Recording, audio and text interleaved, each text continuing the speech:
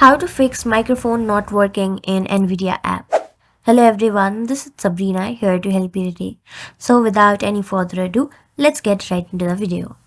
So you can solve this problem in your NVIDIA app using your device settings. First, go to your start menu, then go to settings. After that, go to Bluetooth and devices.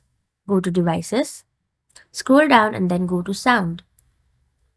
Now, make sure you have enabled this microphone and then the volume is set high. Now go to advanced and then go to all sound devices, go to microphone array and then make sure it is set to default. Remove all the unnecessary microphone applications or microphone that are connected and are no longer in use.